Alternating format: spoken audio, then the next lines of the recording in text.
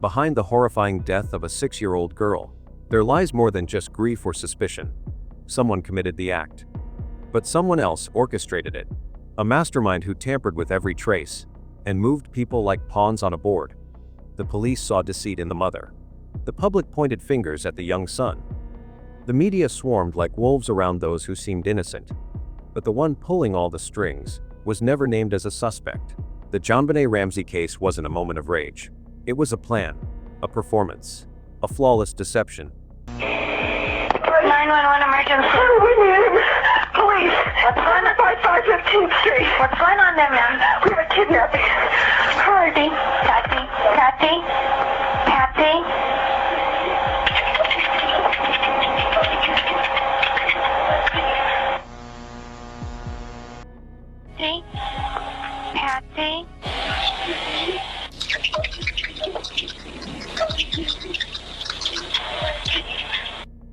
There was something strange in Patsy's 911 call. In that brief, haunting silence at the end, what did we miss? What voice emerged that we never paid attention to? Join Crime Cases as we uncover the layers of misdirection, buried evidence, and hidden through a new lens on one of the most chilling mysteries of our time. When silence speaks too loud. On December 26, 1996, a frantic 911 call was placed from the home of John and Patsy Ramsey. Their 6-year-old daughter, JonBenét, was missing, or so the call claimed. That phone call has since become one of the most scrutinized pieces of audio evidence in American criminal history.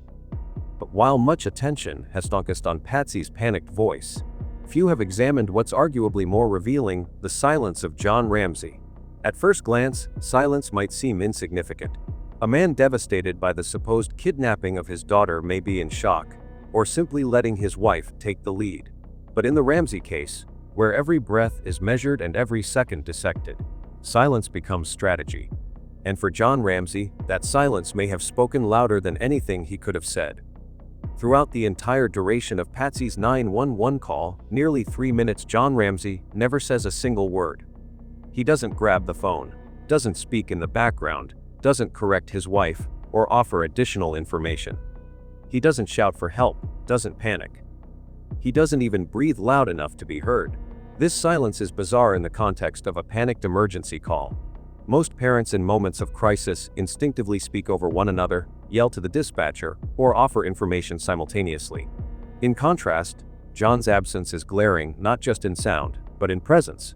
It is as if he is not there, and yet we know he is. That calculated stillness invites a chilling question: was he staying quiet to stay clean? The most scrutinized portion of the call is not Patsy's main plea for help, but what happened after she thought the line was disconnected. The recording, still running, captured several muffled voices in the background. Investigators originally dismissed these as noise, but after enhancing the audio, linguistic analysts and former FBI experts identified what they believed to be 3 distinct voices. These voices, whispered, yet audible, were captured during the final 6 to 7 seconds. Most notably, the phrase, "What did you find?" is heard in a child's voice, believed to be Burke. Another female voice replies, "We're not speaking to you." And then, a low, adult male voice utters, almost prayer-like, "Help me, Jesus." This moment of accidental recording is deeply significant. It raises questions about what was happening in that house, not just emotionally, but logistically, during the seconds immediately following the official emergency plea. If Burke was awake and present, contrary to what the Ramseys later claimed, then their entire timeline collapses. And if John was speaking, then why not before? The male voice in question is not definitive, but many believe it is John Ramsey. The tone is not frantic, nor grief-stricken, but contortive, almost performative. It's a phrase that sounds rehearsed, designed to imply shock or spiritual crisis. Yet the delivery lacks emotional depth. It feels like something said to be overheard. Critics argue that if John had truly discovered a intruder missing just moments before, a single phrase like, "Help me, Jesus," delivered quietly after the call ended, seems oddly disconnected. It feels like a narrative insert, not a natural reaction. It suggests someone aware they might be recorded, someone scripting a role rather than expressing raw emotion. This becomes more unsettling when paired with the fact that John was later described by police as eerily calm throughout the day. Could this short phrase be his attempt to inject just the right amount of emotion, enough to appear distraught, but not enough to lose control? Perhaps the most calculated aspect of John's behavior was his physical and vocal distance from the call itself. Whether he was standing nearby or in another room, he deliberately chose not to engage. By doing so, he ensured that his voice would not be linked to any part of the recorded evidence. Patsy, on the other hand, put herself at the center, her voice, her panic, her narrative. This dynamic reflects more than just emotional roles. It reflects control. By letting Patsy place the call, John placed her in the spotlight. Every syllable, every tremor in her voice would be analyzed, critiqued, and if anything were to go wrong, blamed. It also gave John an alibi of ignorance. If anything suspicious arose from that call, he could say, "I didn't know what she said. I wasn't involved." It's the ultimate shield, plausible deniability wrapped in silence. One of the more compelling theories in recent years suggests that Patsy was operating under pressure, not fully understanding the depth of what she was participating in. If John had told her they needed to fabricate a kidnapping to protect their son, or themselves, her panic on the call was real, but rooted in confusion. In that frame, John's silence isn't absence, it's command. He doesn't need to speak because he's already given Patsy her script. Her terror is genuine, but it's not from a spontaneous discovery. It's from being pulled into something beyond her control. She's the face of the emergency, and eventually, the face of suspicion. The emotional contrast between the two parents is another red flag. Patsy, for all her contradictions, is visibly distressed, both in voice and behavior. John, however, is almost clinical. In interviews, he rarely breaks. He explains. He calculates. He frames. His language is exact, his emotion muted. That difference is not just personality, it may be strategy. By allowing Patsy to be the emotional one, he positioned himself as the rational father. But in a murder investigation, the overly rational one often has more to hide. When comparing the Ramsey 911 call to others involving missing or harmed children, patterns emerge. In authentic cases of trauma, both parents usually exhibit chaotic emotion, overlapping voices, conflicting instructions, irrational pleas. The Ramsey call is notably restrained. Patsy dominates the entire call. John is absent. In cases where deception is involved, one partner often stays silent, not from fear, but from control. Silence becomes a defense mechanism, a way to avoid inconsistency, and a tactic to protect oneself from incrimination. Psychologically, silence can be as manipulative as speech. It allows the speaker to observe, to calculate, to let others make mistakes. In crisis, silence is unnatural, unless one is already playing a long game. John's silence may not prove guilt. But in the context of everything else, the staged ransom note, the odd behavior, the convenient alibis, it begins to look less like grief and more like orchestration. In a case overflowing with contradictions, missing evidence, and public confusion, it's easy to focus on what was said. But sometimes, what's not said is the loudest clue of all. John Ramsey's silence during the 911 call is not mere absence, it's design. In a moment of crisis, he chose not to speak, and by doing so, he may have told us everything. The role of Patsy Ramsey. In the labyrinth of suspicion surrounding the JonBenét Ramsey case, a chilling hypothesis emerges: Patsy Ramsey, the grieving mother, may not have been the mastermind behind the crime scene staging, but rather a pawn in a calculated plan orchestrated by her husband John. Obviously, the crime scene was meticulously staged, pointing to a calculated effort to mislead investigators. Central to this deception are the garrote and the ransom note, two elements that suggest a deliberate attempt to craft a narrative of a brute opening, while subtly directing blame.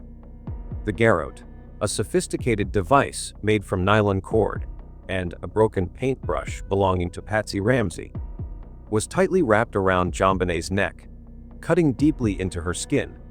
Its intricate construction, complete with a complex knot and a hamzine to amplify force, indicates a level of premeditation and skill inconsistent with a random intruder's work.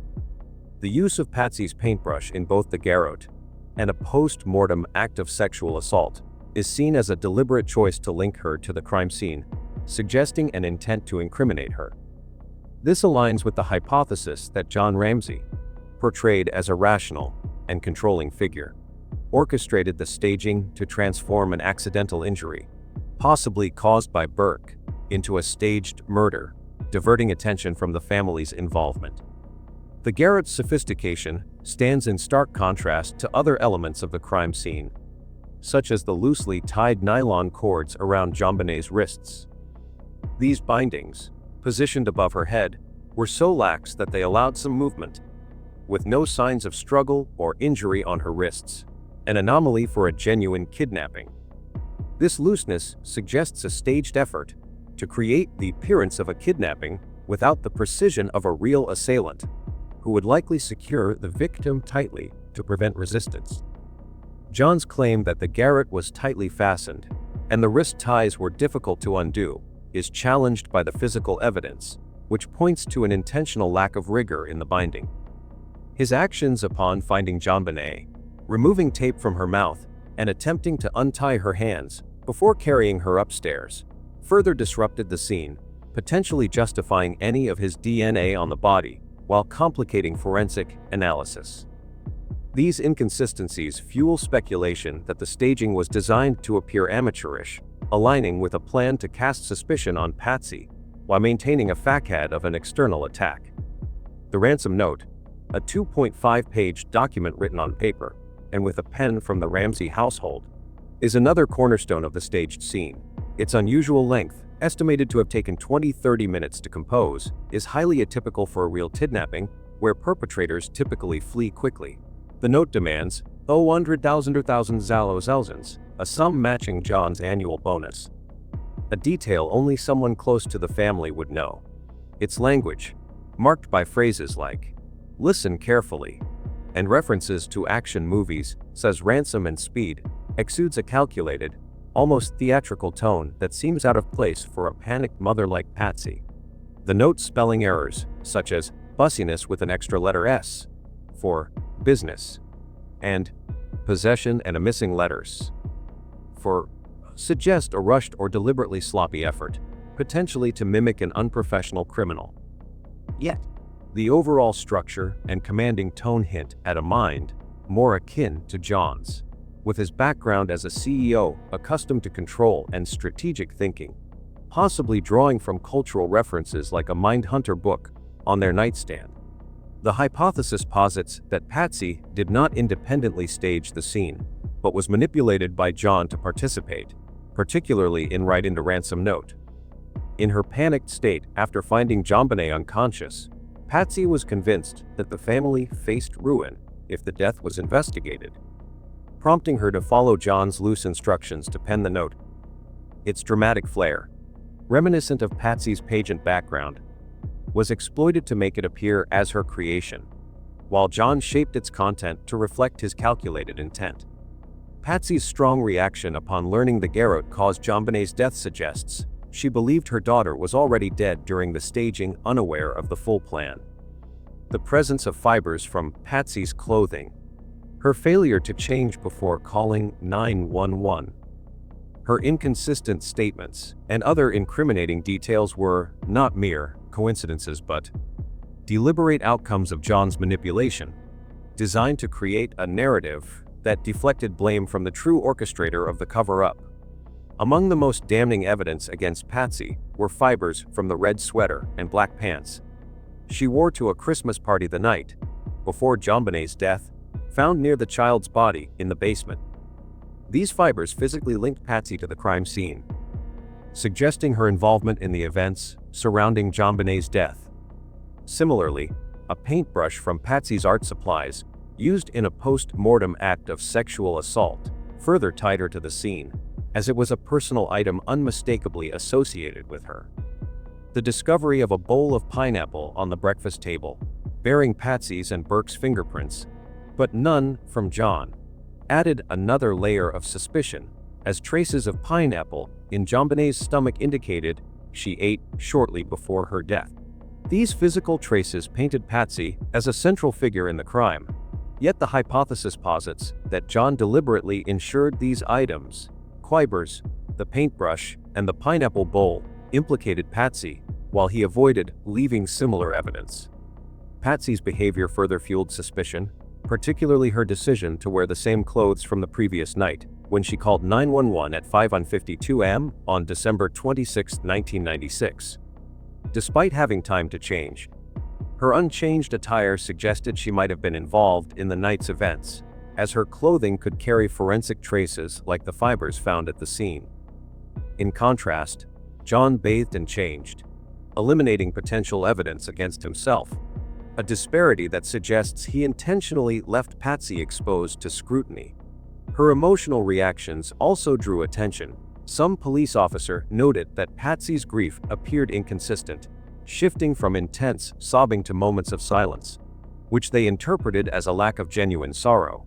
This perception, coupled with her frequent visits to doctors for JonBenét's vaginal issues, unaware of any prior abuse, suggests she was unwittingly positioned to take the fall, as John concealed his own actions while allowing her to leave incriminating traces. The theory that Patsy's actions were the result of manipulation hinges on her vulnerable state after discovering JonBenét's condition. Her trembling voice during the 911 call and her cries of despair upon seeing JonBenét's body indicate a mother overwhelmed by panic, making her susceptible to John's guidance. He allegedly convinced her that staging the scene was necessary to protect the family, particularly Burke, from legal consequences, exploiting her trust to involve her in actions that left her fingerprints and fibers at the scene. Patsy's inconsistent statements to police, filled with contradictions about the night's events, contrasted sharply with John and Burke's simple claim of sleeping through the night, suggesting she was burdened with a complex narrative she didn't fully grasp. This discrepancy made her appear less credible, further casting suspicion on her. Another key element was Patsy's role in the family's pageant activities, which drew public and media criticism for sexualizing JonBenét through adult-like costumes and makeup. This scrutiny fueled theories of psychological pressure or obsession, painting Patsy as a potentially unstable figure capable of violence, especially when coupled with speculation that she snapped over JonBenét's bedwetting, supported by the presence of pull-ups in the bathroom. John, however, maintained a low profile, avoiding such public judgment and ensuring his own actions, like the absence of his fingerprints on the pineapple bowl, remained untraceable.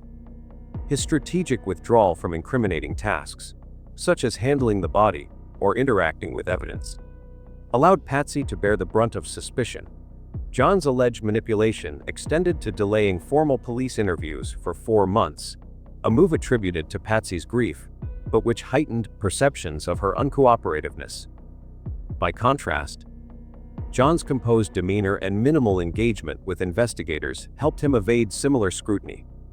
His actions at the scene, such as removing tape from JonBenét's mouth and carrying her body upstairs, disrupted forensic evidence, potentially justifying any of his DNA while ensuring Patsy's traces remained prominent.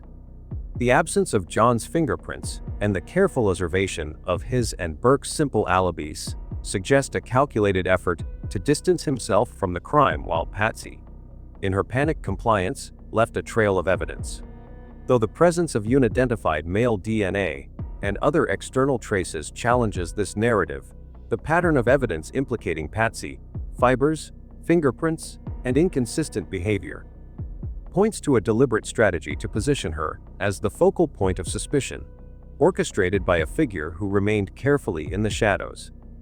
Furthermore, the interactions between John, Patsy, and their daughter JonBenét reveal a dynamic where Patsy's frequent and intimate contact with her daughter, coupled with her fragile psychological state, made her vulnerable to manipulation by John and a target of intense media scrutiny.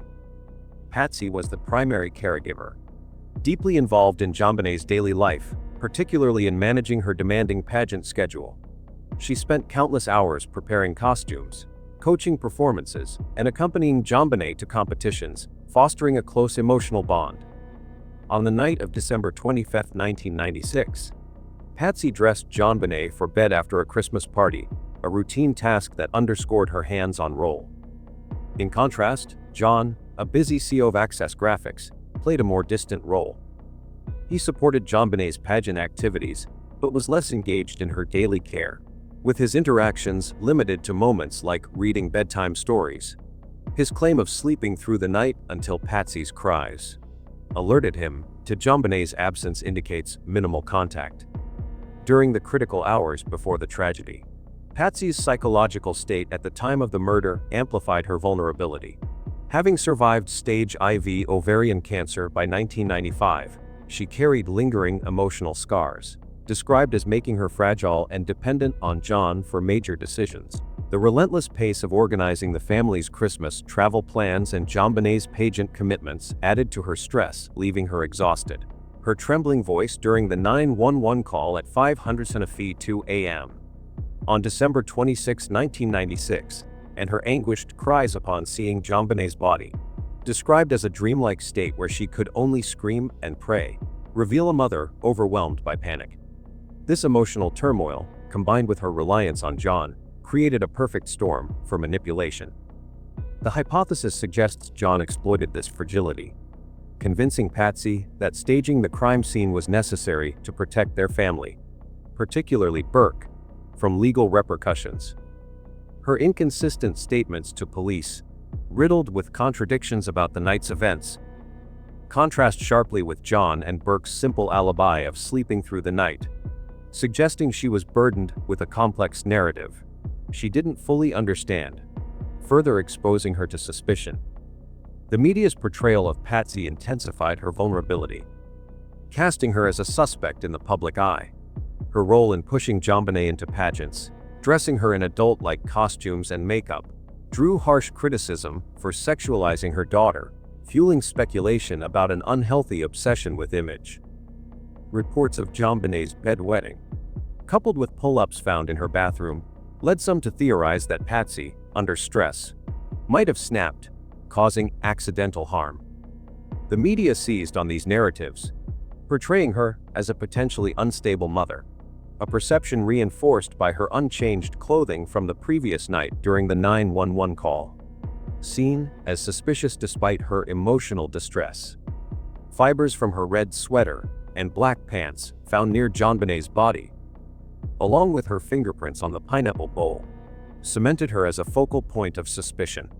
Some police officers, observing her grief as inconsistent, shifting from sobbing to silence, further questioned her sincerity, amplifying media narratives that painted her as a possible culprit. This convergence of Patsy's frequent interactions with JonBenet, her psychological fragility, and the media's relentless scrutiny made her an easy target for both John's alleged manipulation and public suspicion. The hypothesis posits that John, maintaining a composed demeanor and avoiding incriminating evidence like fingerprints, deliberately positioned Patsy to leave traces, such as fibers and fingerprints, while he wiped away his own. Her emotional dependence on him, evident in her reliance during the crisis and their unified public appearances, suggests she trusted his guidance without suspecting intent to deflect blame. The media's fixation on her pageant involvement and perceived instability obscured John's calculated distance, allowing him to operate in the shadows. While unidentified male DNA and other crime scene evidence support an intruder theory, potentially challenging this narrative, Patsy's close bond with JonBenet, her vulnerable state, and the media's harsh lens created a perfect storm. She became the scapegoat, both within the family's alleged cover-up and in the court of public opinion. Her every action scrutinized as evidence of guilt while John remained largely untarnished, highlighting her susceptibility to manipulation and misjudgment. Preparation for John himself. The suspicion that John Ramsey deliberately invited friends to the crime scene shortly after the 911 call on December 26, 1996, forms a critical part of the hypothesis that he orchestrated a cover-up in the JonBenét Ramsey case. This theory suggests John used the presence of friends to contaminate the crime scene, create confusion, and potentially shift suspicion away from himself and his family. By delaying the discovery of JonBenét's body and strategically involving others, John allegedly crafted a perfect deception to obscure the truth and protect himself while directing scrutiny toward his wife Patsy and others. Immediately after Patsy's 911 call at 5:52 a.m., following the discovery of a ransom note at approximately 5:30 a.m., John and Patsy invited 4 friends to their home, ostensibly for support in the face of a madman holding their daughter. However, John's true motive, according to this theory, was to contaminate the crime scene. By having friends present, he ensured they might inadvertently touch the body or leave DNA and trace evidence, complicating the investigation and providing alternative suspects if the intruder theory failed. The choice of friends was calculated. John avoided inviting their closest allies, the Steins, with whom the Ramseys stayed after the incident and later moved to Atlanta. This selective invitation suggests John deliberately chose less intimate acquaintances to avoid implicating trusted allies, keeping the focus on scene contamination. The presence of multiple people moving through the house before JonBenét's body was found was later criticized for compromising forensic evidence, a result it attributes to John's strategic plan to create investigative chaos. The hypothesis further posits that John intentionally delayed discovering JonBenét's body for 7 hours to maximize the opportunity for contamination. Despite police arriving shortly after the 911 call, John did not find JonBenét's body until around 1:00 p.m. when he was asked to search the house with a friend. It's argued that John knew the body's location in the basement but waited, hoping friends would stumble upon it and leave trace evidence. This delay ensured more people were present, increasing the likelihood of forensic interference. When friends failed to find the body after hours, John, reportedly frustrated, took it upon himself to discover JonBenet in a small basement room where she lay on a white blanket with her hands tied and mouth taped. His immediate actions, kneeling to remove the tape, attempting to untie her hands, and carrying her upstairs, disrupted the crime scene, which can be interpreted as a deliberate move to justify any of his DNA on the body and further muddy the evidence. Significantly, Detective Linda Arndt, who was present that morning, later stated in her deposition that the way John carried the body triggered her suspicion that he was the killer. When asked what made her feel that way, Arndt responded with a list of circumstantial factors. No forced entry, no tracks, no breaking in the house, no sounds heard during the night. He's the last one to see her. Behaviors by him, between he and his wife, by others, the ransom note in and of itself. But the moment that stood out most to her was the way John carried JonBenet, lifting her body with her head held above his own, cradled from underneath the thighs, almost deliberately avoiding seeing her face. When questioned why that was unusual, Arndt she was dead. It was unusual for a father to carry his child that way. This cold, unnatural gesture suggested not a grieving father, but someone who already knew what he would find. The theory that John wanted friends to find the body is central to the manipulation narrative. It suggests that John convinced Patsy to invite friends by framing it as a natural response to the ransom note's threat, masking his intent to position them as potential suspects. If the intruder theory collapsed, John could subtly imply one of the friends acted suspiciously, redirecting scrutiny. The friend's presence created a chaotic environment, with multiple individuals moving through the house, which aligned with John's alleged goal of obscuring forensic clarity.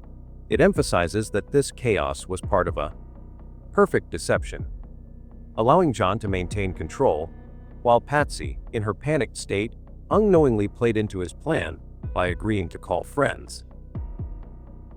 The worst father ever.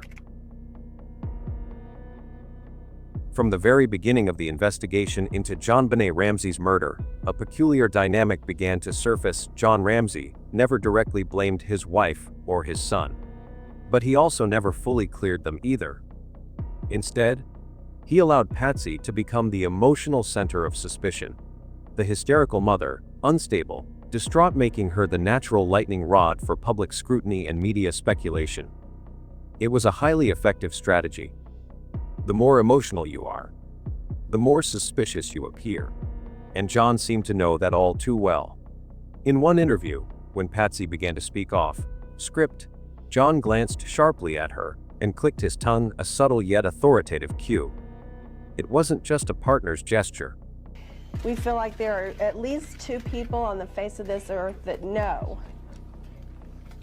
who did this, and that is the killer and someone that person may have confided in.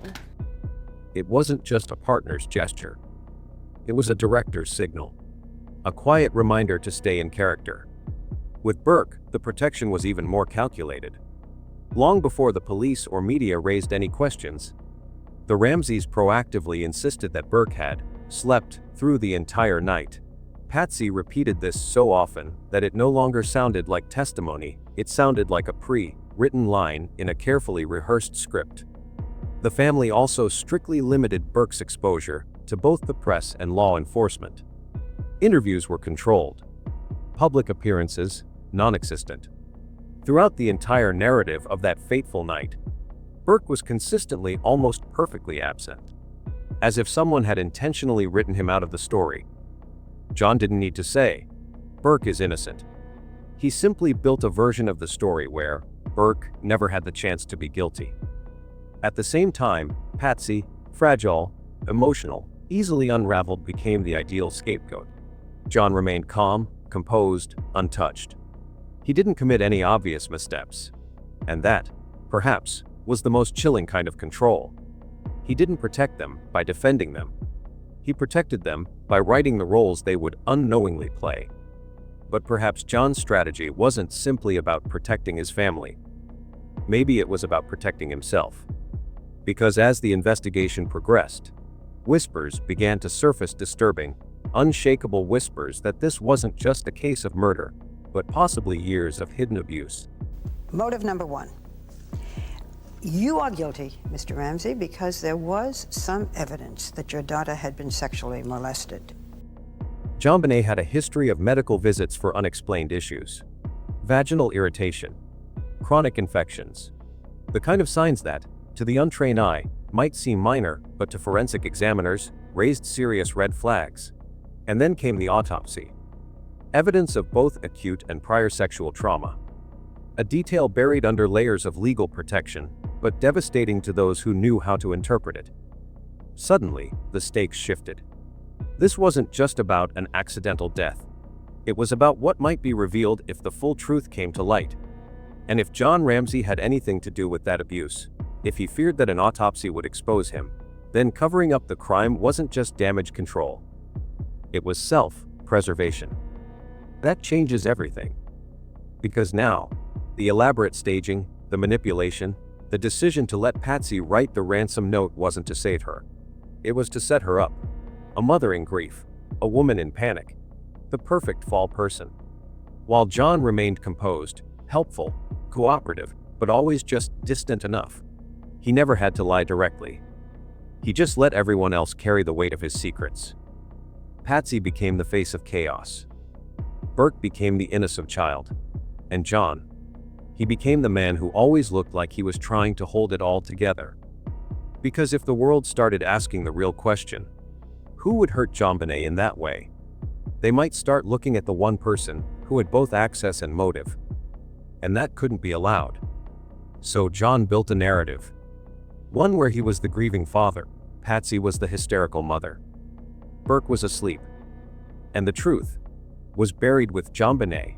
But once you entertain the possibility that John Ramsey had something far more personal to hide, that he wasn't just a grieving father, but a man desperate to bury the past, then everything changes.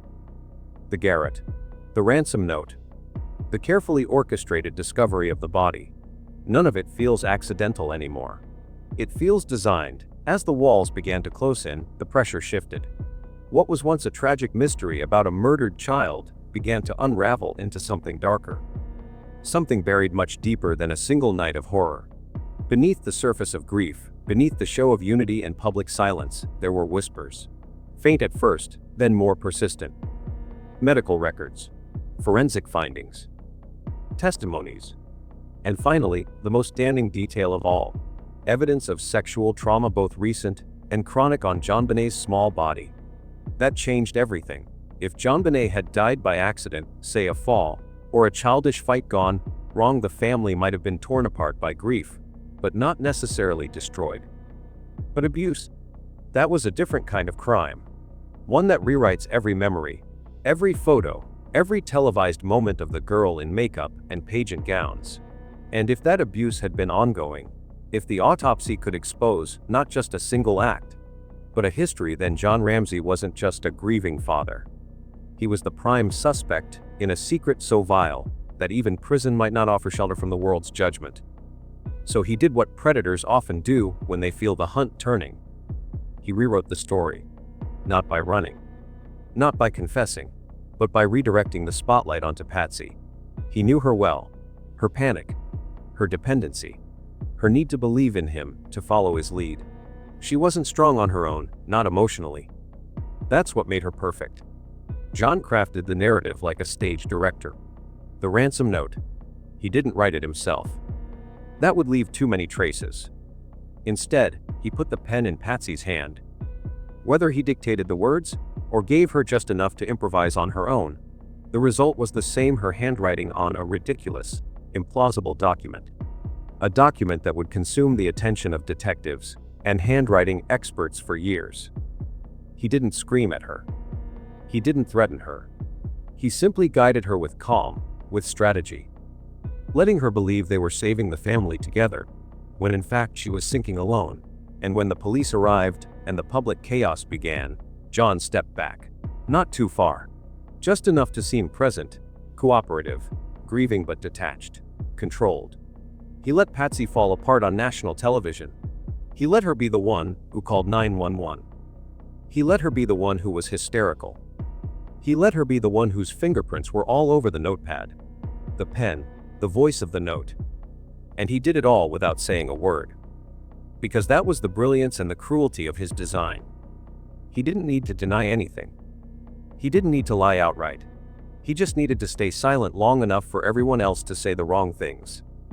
The truth wasn't just buried in the basement that morning. It was buried in the roles he assigned them. Patsy, the emotional wreck, possibly unstable, maybe guilty. Burke, the silent child, asleep and protected, carefully written out of the story. And John, the stoic father, the respected executive, the man who held it together. But behind that control was fear, not grief, not guilt. Fear of what the autopsy might say. Fear of what JonBenét had lived through. Fear that someone might connect the dots. And so, to survive, he had to point the world away from himself and toward the woman who trusted him the most. But there was one moment, brief, raw, and unguarded, when Patsy Ramsey showed the world something real. Not grief, not hysteria, but the deep, instinctive rage of a mother being misunderstood. When Barbara Walters questioned the pageants, when she asked about the clothes, the makeup, the camera angles that made a 6-year-old girl look like a grown woman, Patsy snapped. Let me go through some of the major reasons why people feel you are guilty. The beauty pageants. If we had only seen pictures of JonBenét in little jeans and a t-shirt, there might not have been the same feeling. But what we saw in still photographs and in videos was a child dressed like an adult, very suggestive in many of these pictures, lipstick, mascara, moving around on the stage on these beauty pageants. To many people, this looks perverted. Therefore, there's got to be something wrong here. There is something wrong here if someone thinks that looks perverted. JonBenét was an entertainer. She would entertain at the drop of a hat. Little girls dress up and play dress up. You yourself had entered beauty contests. Yes. I'm a junior at West Virginia University. So this was, what, fun for you both to have her do this? It was the most wonderful time of my life. It's not unlike a father who enjoyed playing baseball as a child. He wants to impart that same love of the game with his son or daughter. There's just absolutely nothing wrong with it. That wasn't scripted. That wasn't coached. That was a mother desperately trying to reclaim the innocence of her child. To Patsy, these pageants were joy. They were sparkles and music and memories of her own childhood. A way to connect with her daughter. A way to feel proud. Maybe a little malicious, yes, but never malicious. She didn't see danger. She didn't imagine predators. She never thought the stage would follow them home. But John John wasn't blinded by sentiment. He wasn't overwhelmed by motherly instinct. He was watching, calculating, quietly letting the world paint Patsy as the problem. The makeup, the dresses, the tiaras and lipstick.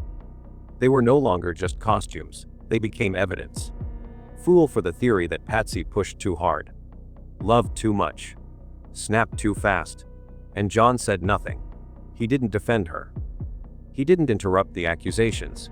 He let her take the fall for the media, for the public, and eventually for him. Because while the world debated whether Patsy had gone too far, no one was asking what JonBenét might have suffered in silence. No one was asking about the chronic infections, the prior injuries, the signs that something had been wrong, long before Christmas night. The beauty queen myth was perfect camouflage, a glossy mask to hide the rot underneath. And John, he stood beside his wife on national television, let her sob, let her speak, and let her burn.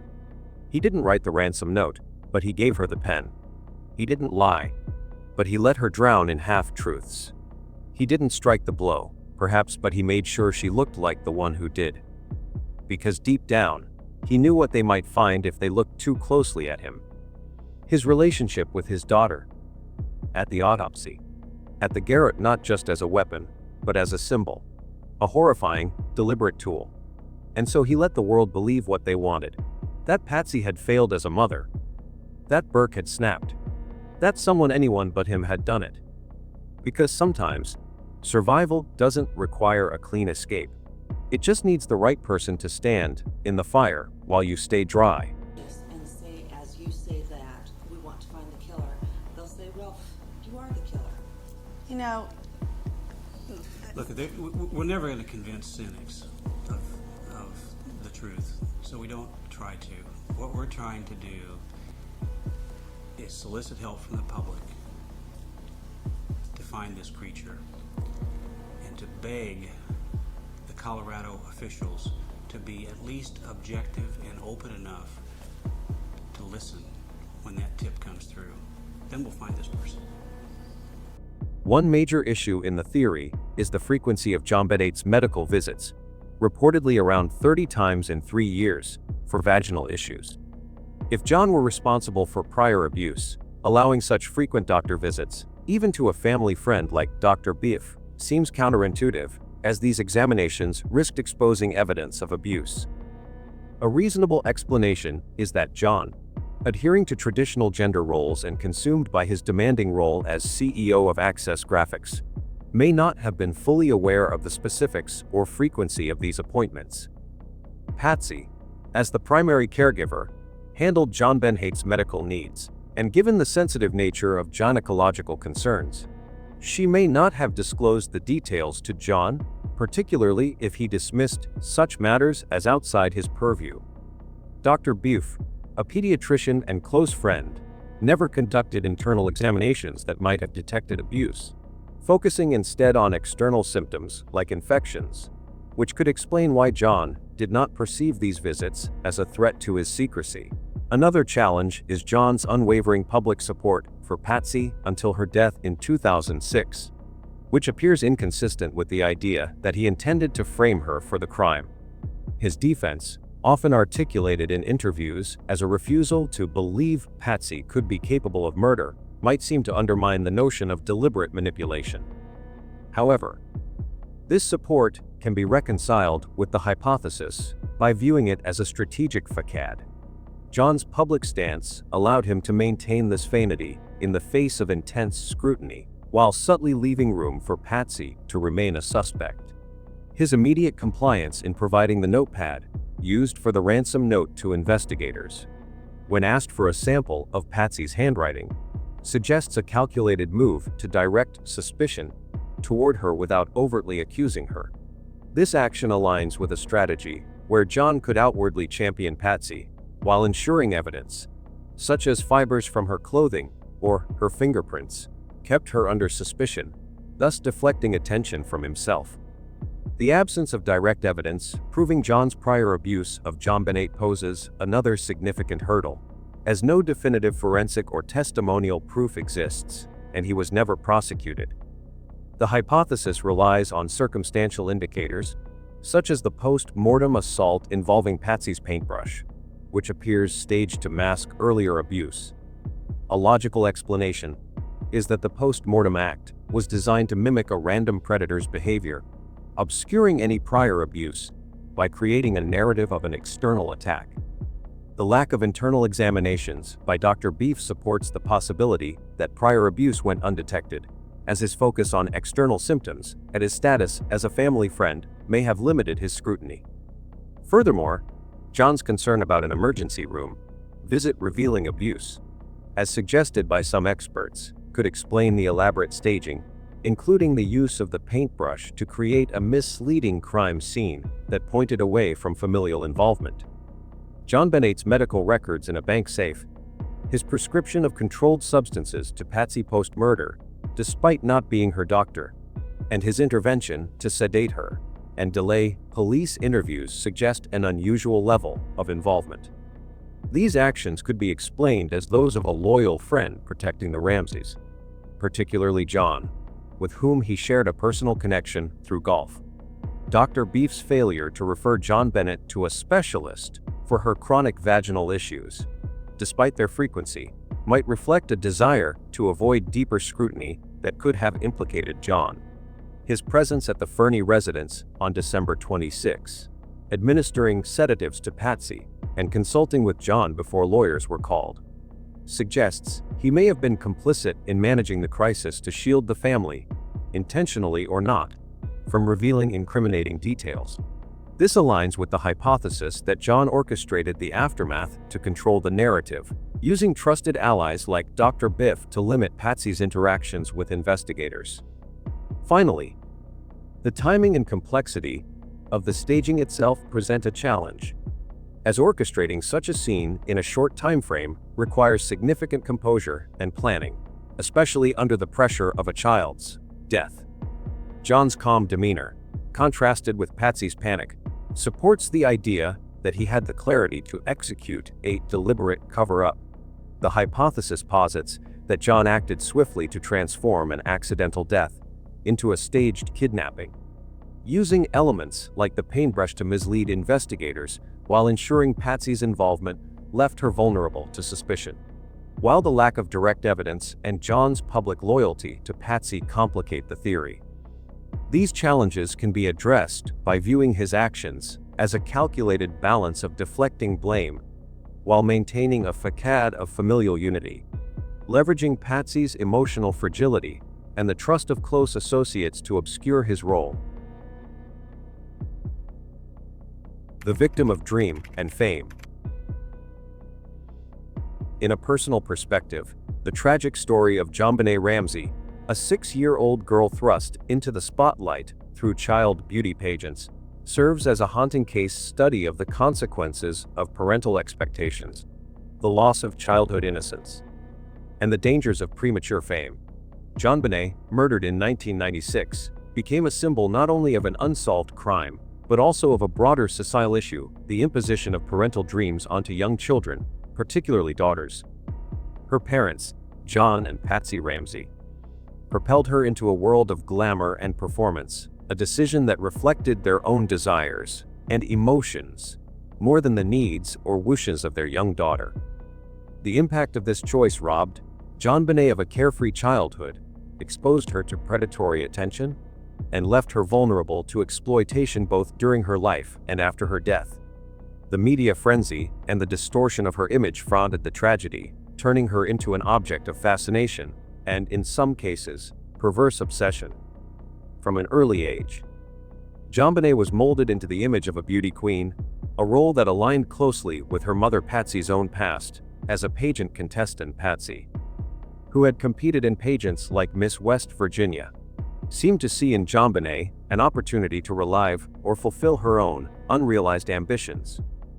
In interviews and writings, such as the Ramseys' book, The Death of Innocence, Patsy spoke of her pride in JonBenét's pageant successes, describing how her daughter shined on stage and brought joy to the family. These sentiments, while seemingly affectionate, often centered on Patsy's own feelings of fulfillment. rather than JonBenét's experience as a 6-year-old. Statements like, "We wanted her to have the same wonderful experiences I had," reveal a focus on Patsy's nostalgia and aspirations, with JonBenét's own desires were considered. There is scant documentation of JonBenét expressing enthusiasm for the pageants, raising questions about whether she was a willing participant or merely a vessel for her mother's dreams.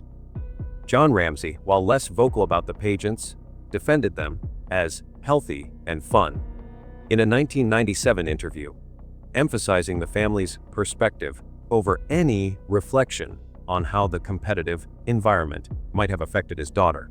This focus on their own emotions suggests that the Ramseys were more invested in the validation they derived from JonBenét's performances than in ensuring her well-being. The consequences of this imposed role were profound, stripping JonBenét of the ordinary joys of childhood. At an age when most children are playing freely or exploring their interests, JonBenét was subjected to rigorous training, elaborate costumes, and heavy makeup that transformed her into a miniature adult. The images of her in sequin dresses, with styled hair and painted lips, shocked many who saw them, not only because they seemed inappropriate for a young child, but because they erased the natural innocence of her age. Psychologists have noted that such environments can place immense pressure on children, tying their self-worth to external validation and appearance. For JonBenét, the pageant world likely meant hours of preparation and performance, leaving little room for spontaneous play or self-discovery. The public nature of these events further amplified the loss of her privacy, as her image was circulated in pageant circles and local media, exposing her to audiences that included not only supporters but also potential predators. This premature thrust into a performative, adult-oriented world robbed JonBenét of the chance to develop her identity on her own terms, a sacrifice driven by her parents' vision rather than her own needs. The public exposure that came with JonBenét's pageant career also made it for harmful attention, even before her tragic death. Child beauty pageants, by their nature, attract diverse audiences, and the unappropriated presentation of young girls can draw the gaze of individuals with malicious intent. JonBenét's heavily publicized image, complete with glamorous outfits and choreographed routines, may have caught the attention of those with predatory inclinations. While no definitive evidence links her pageant participation directly to her murder, the investigation into her death uncovered disturbing examples of individuals fixated on her. For instance, during the investigation, authorities encountered suspects who expressed unhealthy obsessions with JonBenét's pageant persona, including one man, John Mark Carr, who falsely confessed to her murder in 2006 and admitted to being captivated by her images. Though Carr was cleared of involvement, his fixation highlights the risks of exposing a child to such public scrutiny. The pageants, held in public venues and covered by local media, created opportunities for strangers to observe and potentially target JonBenét, a vulnerability that her parents seemed to overlook in their pursuit of her success. After JonBenét's death, the media's role in amplifying her image took a darker turn, distorting her legacy and turning her into a sensationalized figure. The relentless coverage of her murder plastered her pageant photos and videos across television screens and newspapers, often framing her as a miniature beauty queen, rather than a child. This portrayal not only reduced JonBenét to a caricature, but also fueled a voyeuristic fascination with her story. Tabloids and talk shows exploited her images, sometimes editing them to fit sensational narratives, which further objectified her and stripped away her humanity. The media's focus on her glamorous appearance, rather than her life as a young girl, invited inappropriate commentary and speculation, some of which bordered on perverse.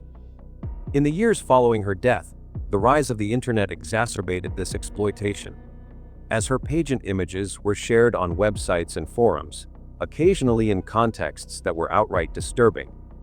This posthumous misuse of her image underscores how her early fame, driven by her parents' choices, left her vulnerable to exploitation long after she was gone.